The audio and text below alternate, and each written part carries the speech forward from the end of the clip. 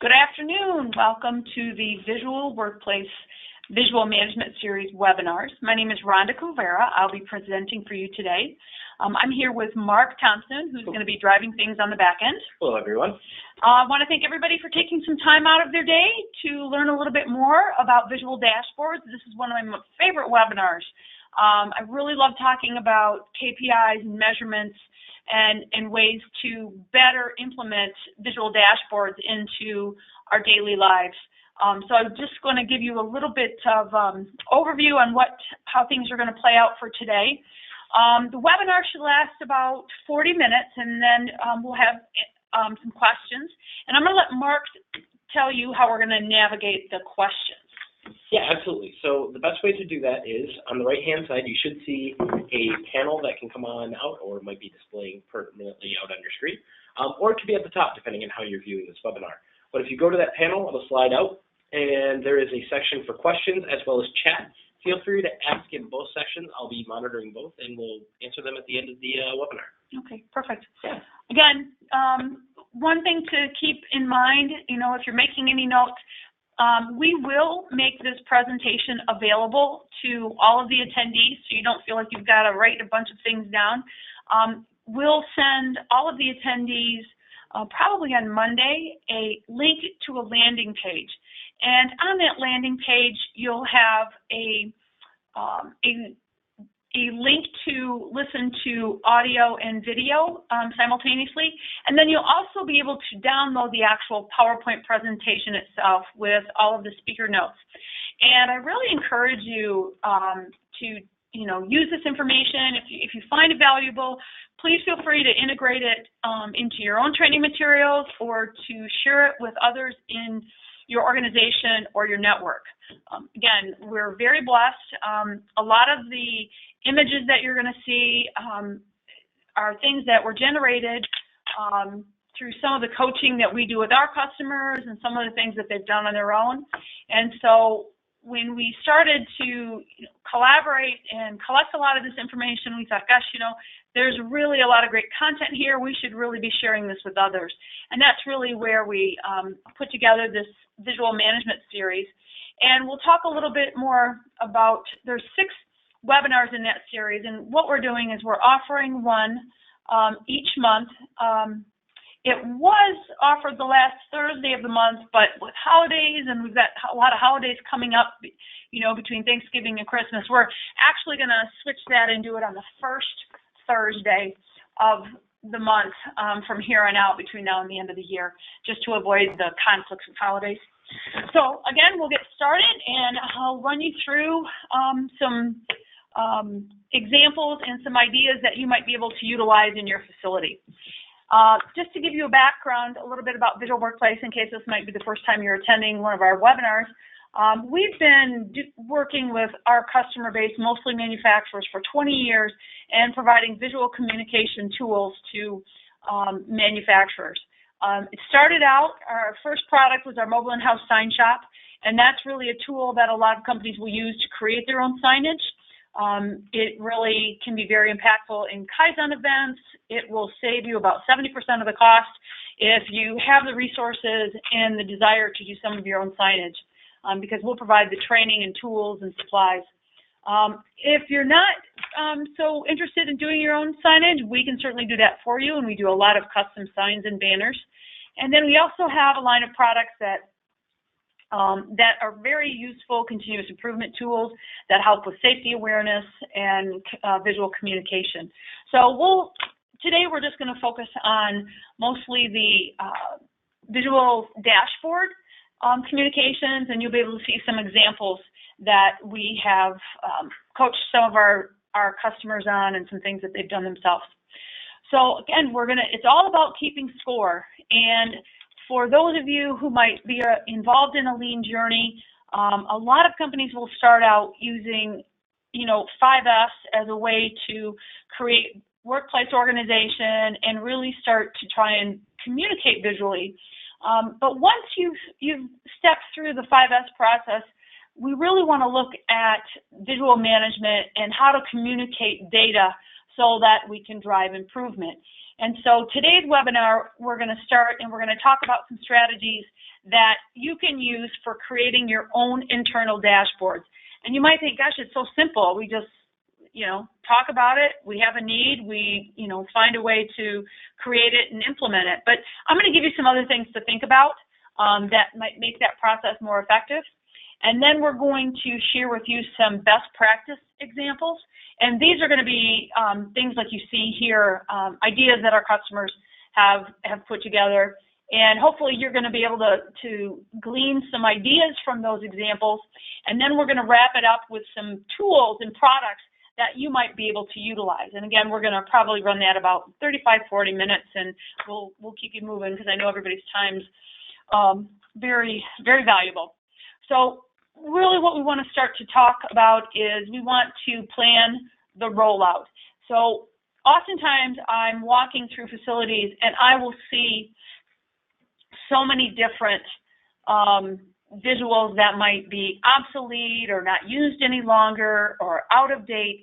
So really what we want to do is we want to effectively implement a visual dashboard or KPI that has value, it provides us with information, and it helps to, as I mentioned, drive improvement.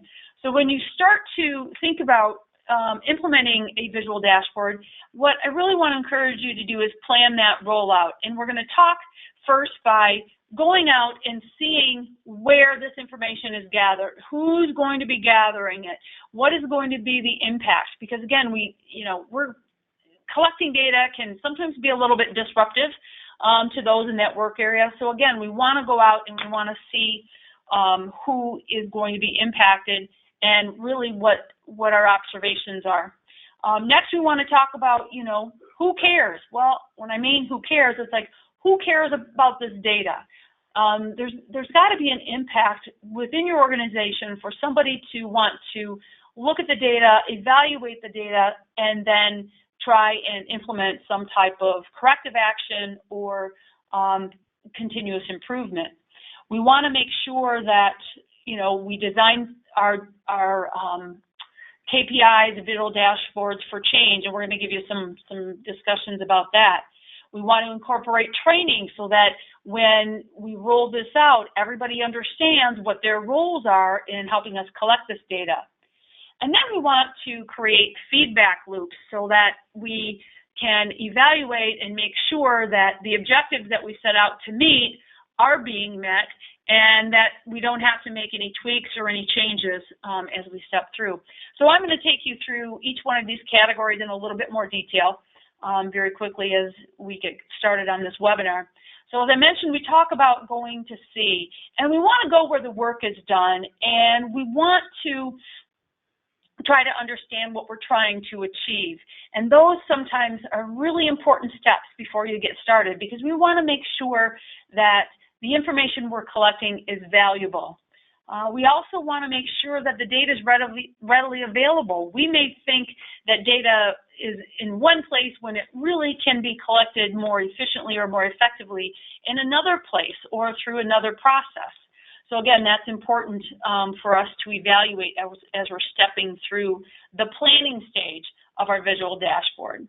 We also want to, as I mentioned, we want to know what the impact to the work that's being done will have when we request that this data be collected. What time available, how much time is needed, who's going to potentially be responsible for collecting the data, how do we summarize the data. So again, it's really just going out and getting some observations and understanding what's happening in that area before we implement a visual dashboard. And finally, location, location, location. So many of us are challenged with space. And so sometimes you're going to have to think about and get a little bit creative in collecting this information. Where is that data going to go? We don't want to impede or, create safety hazards or inefficient production. So again, making sure that we understand exactly how this is all going to play out when we get ready to introduce this. Next, we're going to talk, as I mentioned, we want to think about, well, who who really cares? What are we trying to accomplish by collecting this data? And what I really encourage you to think about first is, is there a standard to measure against? Because again, you may be at a point where there aren't any standards, and the data you're collecting is going to help you establish those standards. But if they do have standards, again, you want to try and make those available so that you've got a point of reference when you're collecting your data. You also want to think about how this dashboard is going to drive improvement, because I would say most always the reason we're collecting data is to measure variation and measure against the standard and figure out ways that we can improve. So how is this dashboard and the data going to drive improvement? Next, you want to give some consideration to who's going to be impacted by that data. And what I mean by that, the changes that might occur, the improvements that might come. Because if you feel strongly that there's opportunity for improvement and there's cost savings, you're going to want to know who's going to be impacted by the benefits of the improvements that might come from collecting this data and analyzing it. Next, you're going to want to make sure that in where you can, create content or create a loop so that this data can drive some of your huddle meetings, whether it be daily huddles, weekly huddles, departments, team leads. You want to make sure that everyone is aware of the data that's being collected, and it really should be a part of your continuous conversations, because that's where we're trying to drive improvement. One other consideration that I would encourage you to think about, and this isn't always easy, and I'll give you an example here in just a bit, but there are often times where there's an opportunity where this data can affect multi-levels within an organization, meaning it could have an impact in a production area, it could have an impact in a facility, in the entire organization, multiple facilities. So again, look at how the data collection and the impact of improvement or data sharing can be translated to multiple areas within your organization. And again, these are just suggestions, but again, I really want you to think about this as kind of,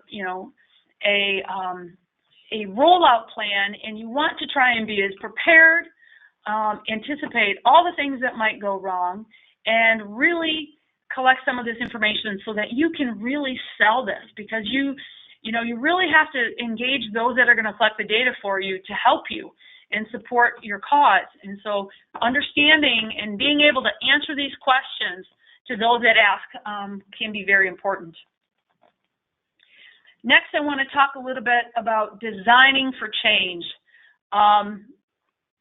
Not often do we hit a home run out of the park at the first go. So when you're thinking about putting together a visual dashboard, you want to think about change, because we may not have anticipated all of the variables or the variances. So one thing to consider is, what is the frequency of data collection? Is it feasible for the way in which you want the data collected for those to collect it?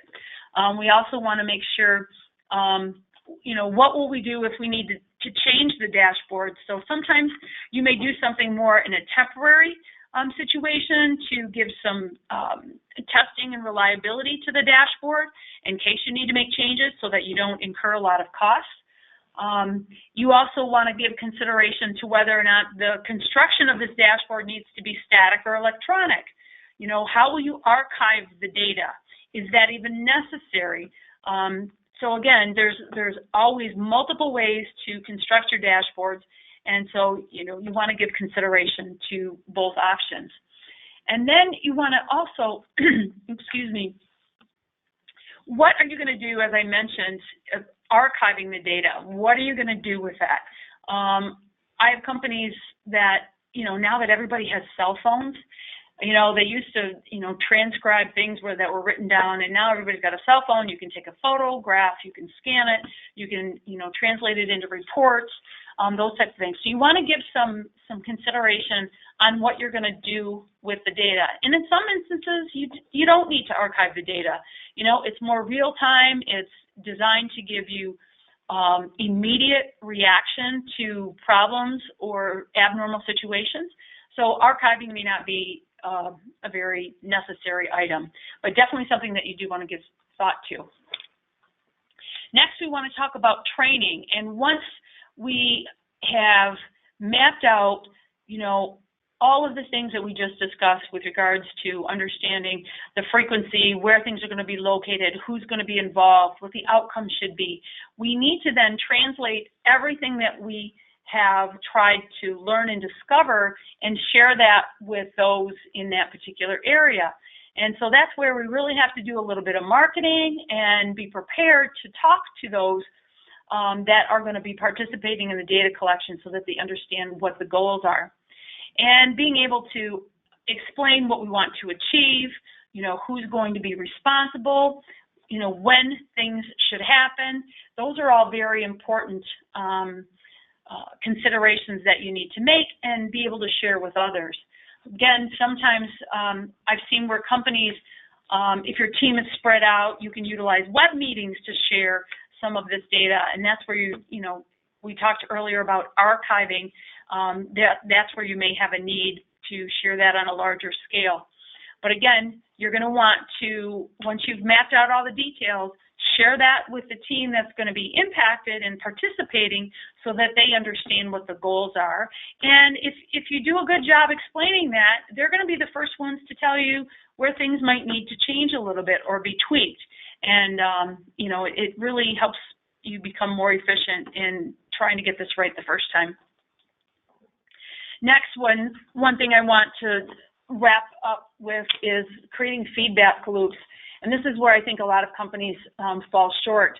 We put these dashboards in place, but we don't go back and make sure that we've accomplished the goal, we're collecting the information, we're utilizing the information.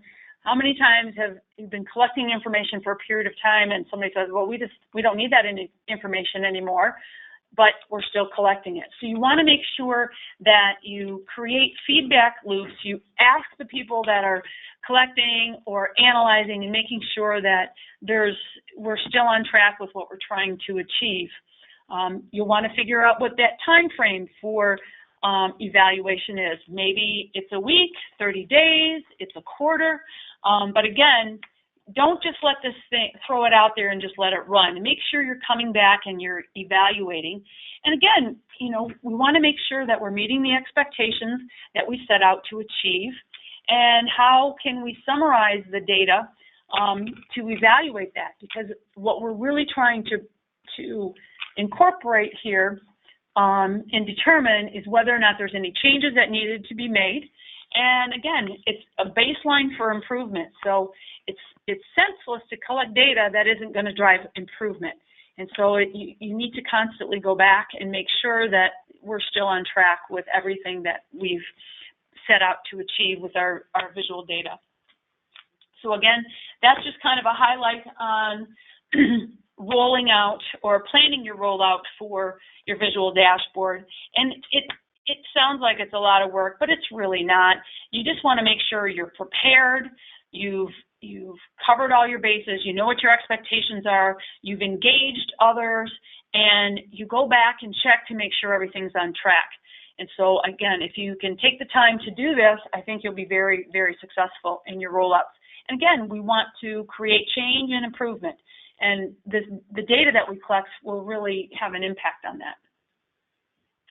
Next, I want to talk to you about some examples, and these are different examples that our customers have shared with us. And I really want to challenge you.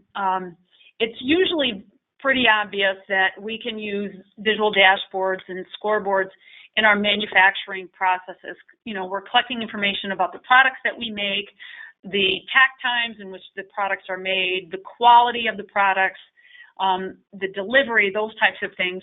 But my challenge to you is to look in other areas of your facility.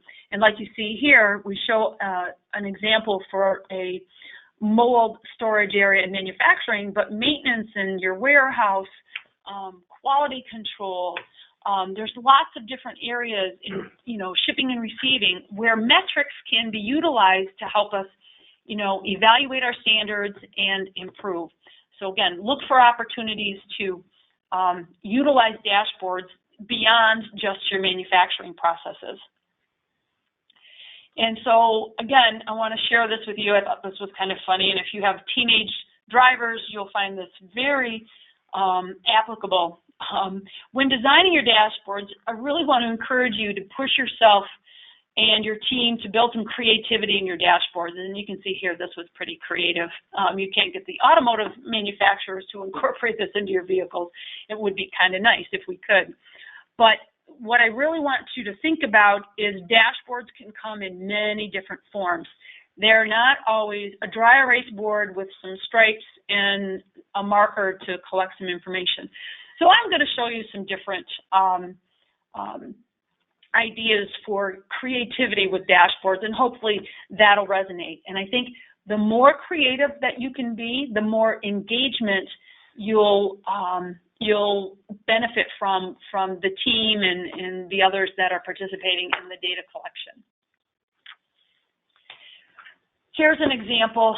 These are some thermometer boards, and I love thermometer boards because, you could put an Excel spreadsheet out there with, some lines and dots and connect them, and you can see variation.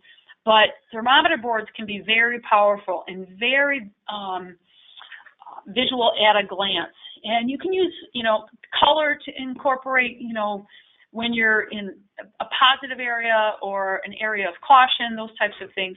But again, just as an example of utilizing a different type of score method or visual display for some of your visual dashboards.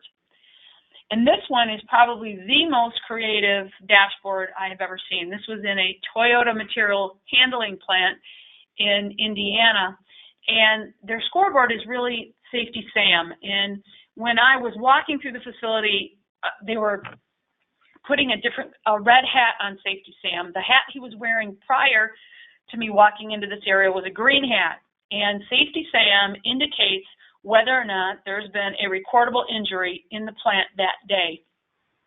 And so, unfortunately for them, they had just had a recordable injury, so they had to change the hat. And Safety Sam was positioned at the employee entrance, so everybody coming in over a 24-hour period would see Safety Sam. And you could also notice, too, he was kind of wearing this billboard on his chest where you could see at a glance where they were at for the year and where they had had recordable injuries in their facility. So again, a creative way to communicate a metric, but again, it's all, we leave it up to you and to get creative. But this was one of the best ones that I had seen. We had also, in the same facility, they had translated this data, and I had mentioned to you earlier about creating measurements for multi-levels of users. So Safety Sam, as you can see, was wearing the display around his neck, but in a different area of the plant, they also had a summary of the same information.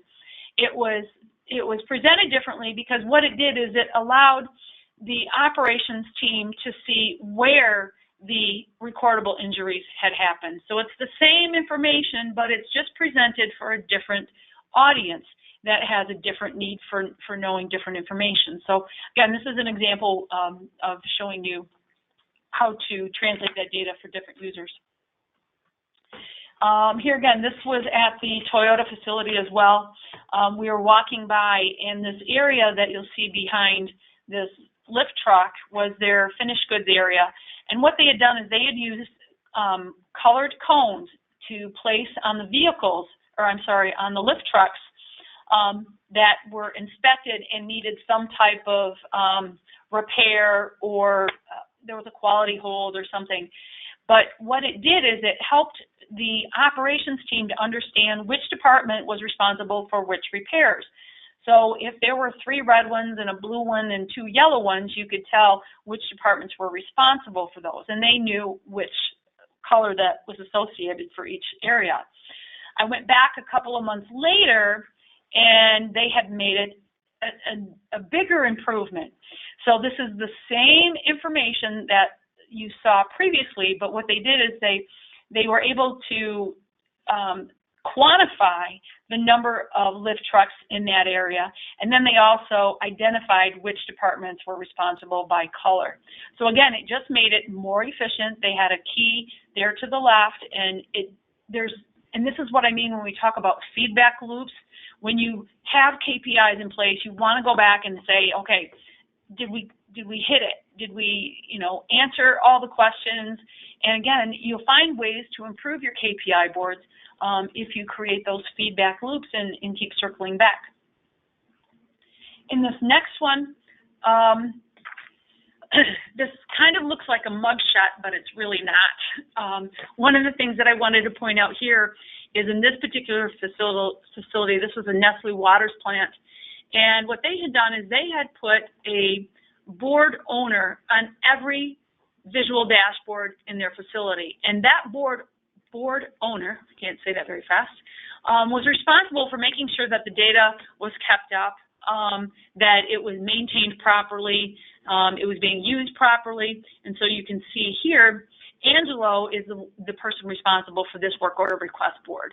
And so if somebody's coming through and they have questions, they're going to go to Angelo, and they know exactly who to gain that information from. So again, it just makes analyzing the data a little bit more efficient. In this next one, this is just an example of using color to sort your data. Sometimes you may find that is useful. So again, if you're focused on continuous improvement and you've got multiple boards throughout your facility and all of your information for CI is highlighted in green, you know where to find that information readily available. Next, again, these are a couple of examples of training matrices. So if you're utilizing training matrices, give some consideration to making that information more visual. Oftentimes it's housed in a spreadsheet in Excel, and not everybody has access to it.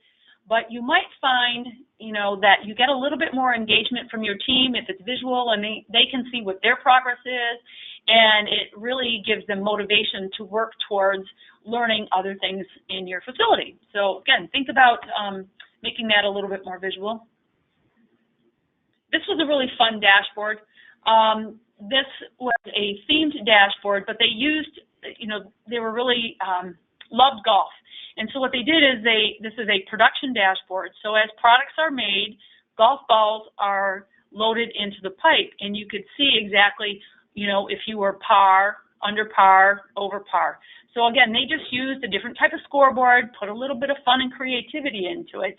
They're still collecting the same amount of data. They're analyzing it. They know when they're ahead or behind, but they just, had a little bit of fun with it. This one's a great example of using an A3 process. A lot of times those if you're using those for continuous improvement or driving improvement, they can be challenging to display, but this company really took the effort and created some visuals that would be right in the area where the A3 was actually happening, and so they were able to put all their data and collect all that and analyze it right at the point of use. In this next example, you might find this useful, and we have some products that I can help you with if you do find this interesting.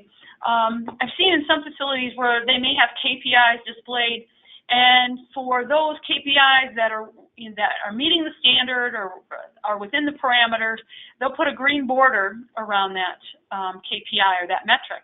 And for those that may be falling behind or falling short, they'll put that into a red document holder.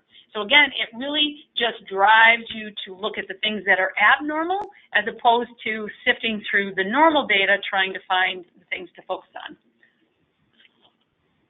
Another example, it's like a thermometer board, but this was an employee suggestion board that we did for one of our customers, and it really gave an at-a-glance look on the participation, the suggestions that were in process, and those that were complete, because sometimes we lose sight on the value of employee suggestions, and I think if we want to foster that culture, we want to make sure that we're communicating with everybody, that we are taking it very seriously.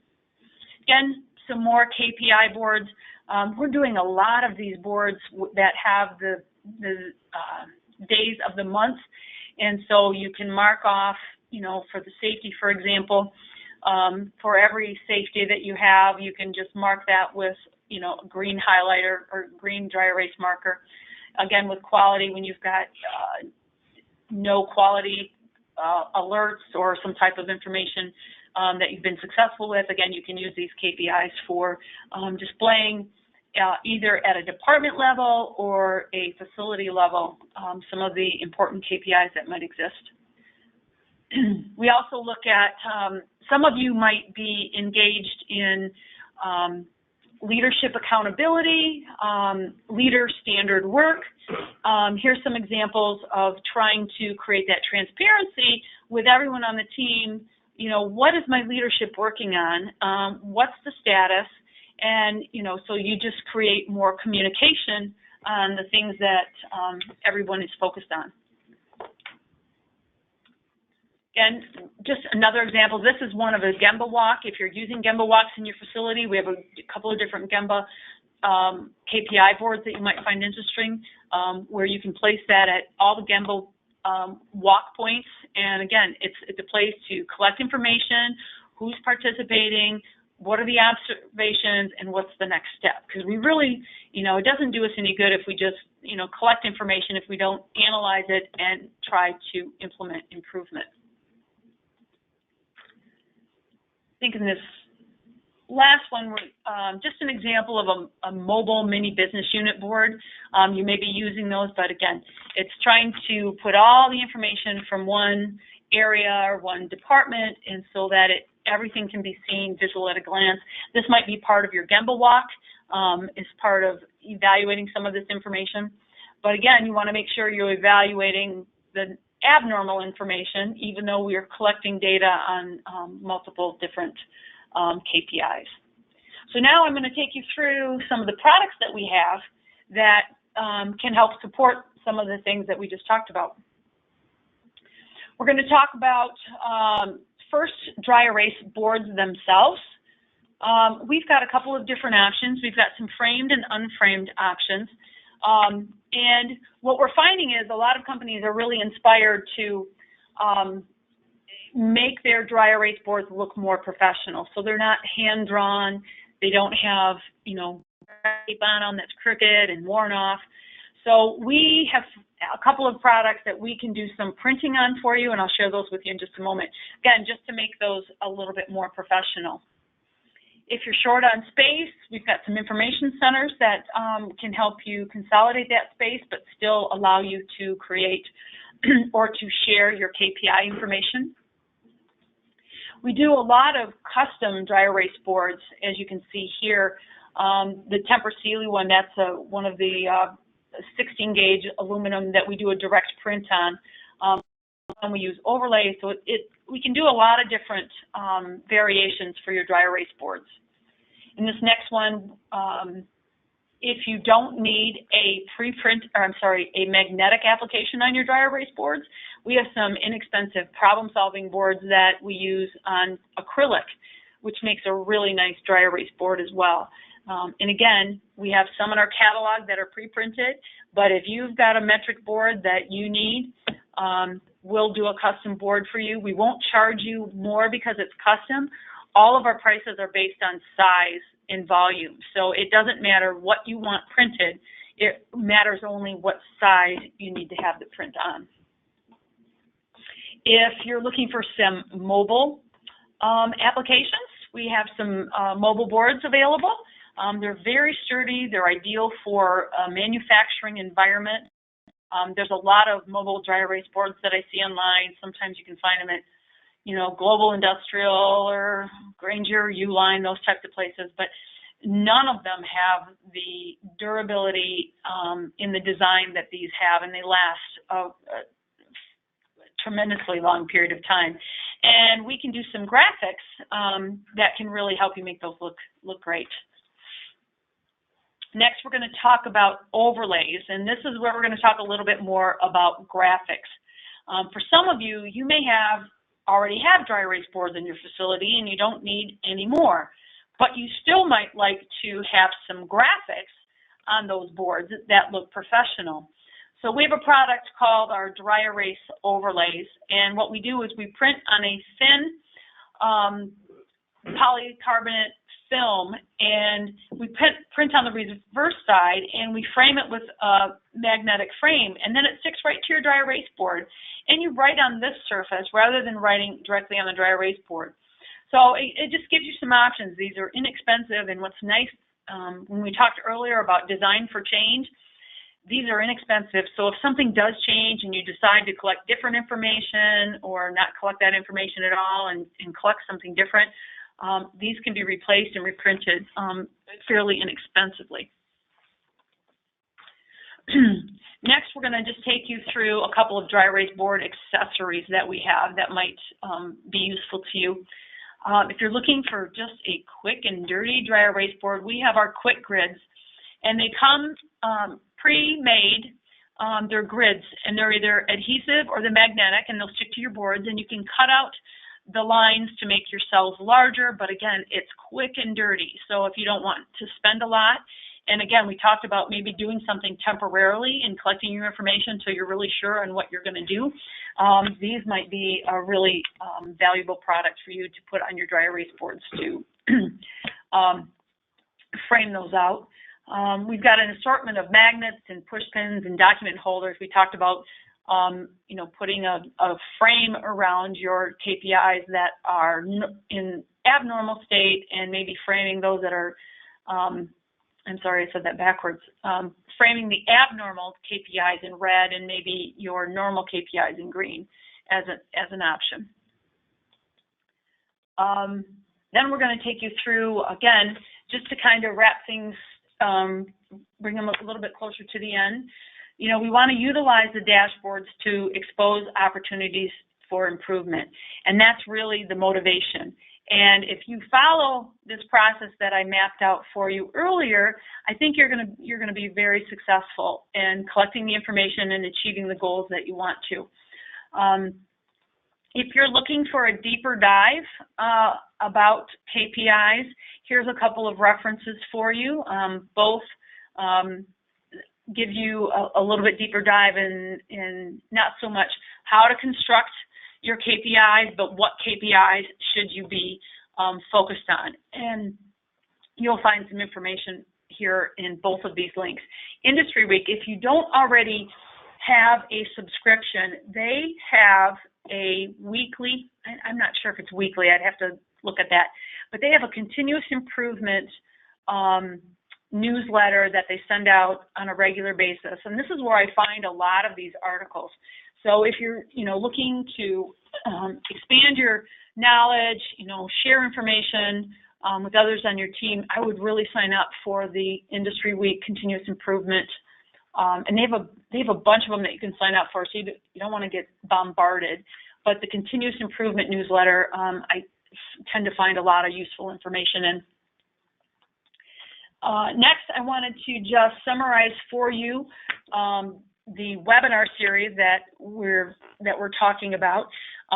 Today, we talked about visual dashboards. That's the webinar you see at the bottom. The next one is going to be do-it-yourself visual management, and we're going to talk in more detail about the implementing visual management and a roadmap for measuring yourself and where you're at with regards to implementing visual management. And that's going to be Thursday, October 4th at 2 p.m. So Mark has already put that webinar up on our website, correct, Mark? That is correct. Okay, so we're set there. So you're welcome to register for that. We'll also send out reminders for the webinar in the next couple of weeks. Feel free to share that with others on your team or within your network. The more the merrier. And I think that brings us to the end. As I mentioned, you're going to get a link to a landing page, and you'll be able to download the audio of the video audio piece of this presentation, and you'll also have a link to download the actual PowerPoint. So again, I encourage you, if there's things in this presentation that you saw that were useful and you can incorporate it into your own training or share with others just to spark some ideas, please go ahead and do that. I encourage you. And then we'll give you some other downloads that you might find useful for continuous improvement. All right, Mark, with that said, I'm going to float it back to you. Do we have any questions? Yeah, we do. First question comes from Dave. He was asking about the cones that were used in that one thing. Yep. Where do you get those?